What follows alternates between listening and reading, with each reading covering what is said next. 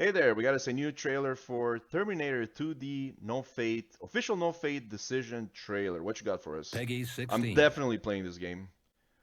It looks absolutely amazing. Yep. T1000.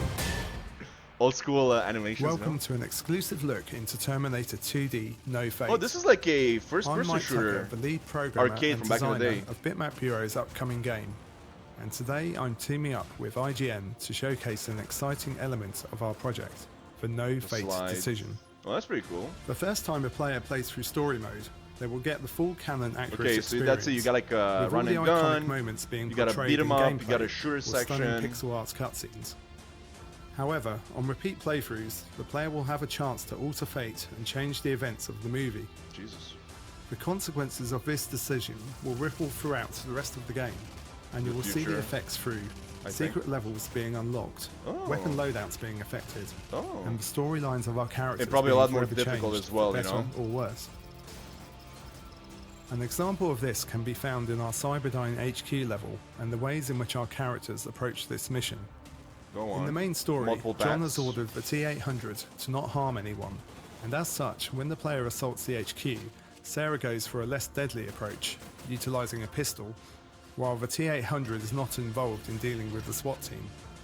However, there is also a version of this level with a far more ruthless Sarah, where you go all out. transformed because of the Yeah. player's choices, and here she wields an assault Very rifle, cool animations. while the T-800 can be let off the chain and used to mow down the SWAT team with his classic minigun. Yeah, that's it. Just let him go all out. Adding in this pivotal decision the player must make gave us a way of staying accurate to the movie, while also opening up the possibility of new scenarios and gameplay ideas The way they that can make repeat playthroughs both rewarding and entertaining, allowing fans of the Black Ops is franchise really to cool. experience battles they have only ever dreamed of before.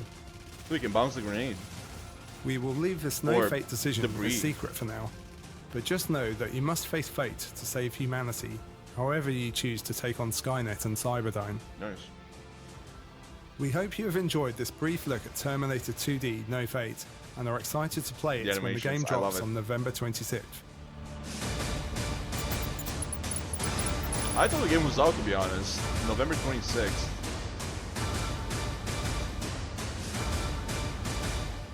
I just hope one thing for this game, that it's actually long, that you can actually, it's gonna take you a couple of hours. So it's getting released like on PS4, PS5, I'm guessing, Xbox 360s. Oh, sorry, Xbox One. Which one's the new one? No, Xbox One is the new one. Okay, whatever. And of course the Switch, the old Switch, not the Switch 2, but maybe you can play it on the Switch 2 as well. I just hope the game is long because it looks absolutely amazing. Animations, pixel work. This is probably the best looking pixel game there is. There's another one coming out. I forgot the name. That also looks really, really good.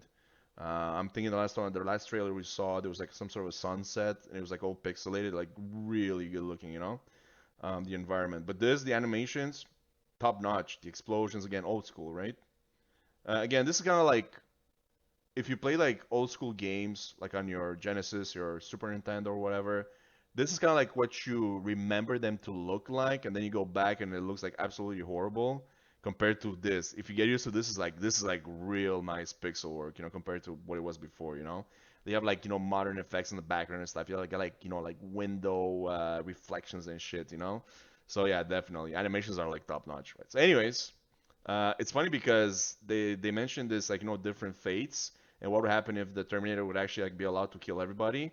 And I think in Terminator 2, one of the best movies of all time, of course, I feel like when John tells the Terminator not to like kill people anymore, that was kind of like you kind of like lowering the bar a bit. You know what I'm saying? Why did John have to tell him that? Let the Terminator go all out. I think that's in my head. I kind of wish there was like a version of the movie where the Terminator can just like be like in the first movie where he's like absolutely like killing anybody that gets in his way. That's kind of like what you want, you know? The Terminator like fighting bad guys and absolutely going crazy, right? But you know, John told him to like, you know, like, oh, you know, like you can't harm people anymore. So he's like, okay, promise, you know. And that obviously is fine. It makes for a good movie as well. It's not like, you know, the T-800, is it? It's like he's going around like mowing people down. He's injuring them, especially against Cyberdyne, right? But yeah. Anyways, that was a bit of rambling here. Thank you for watching. Peace.